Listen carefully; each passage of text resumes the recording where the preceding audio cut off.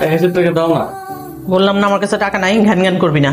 আরে 1000 টাকাই তো চাইছি, দাও না। সবসময় কিন্তু টাকা টাকা করবি না। 1000 টাকাই তো চাইছি, বাবার কাছে চাইলে বাবা এখনই দিয়ে দিত। বাবার কাছে চাইলে টাকা দিয়ে দেয় না? হ্যাঁ। রিশাদের বাবা এদিকে আসো তো। আসি। বাবাকে টাকা দিতে। তুমি কালকে ওর টাকা দাও নাই? হ্যাঁ দিলাম তো। আজকে আবার টাকা চাইতেছে কেন? বাইকের তেল বাবা। ও বাইক একটু বলবি তোকে। তুমি ওকে টাকা দিবা না, ও আজকে হেঁটে যাবে। হেঁটে যাবো মানে? আমি না হেঁটে গেলাম, আমার বাবা হেঁটে যাবে, আমি বাবাকে অফিসে নামাবো না? না না, ও ঠিকই তো বলছে, প্রতিদিন আমাকে তো ওই অফিসে নয়। যাক গিয়ে চট করে নিয়ে আমি রেডি হচ্ছি। হ্যাঁ।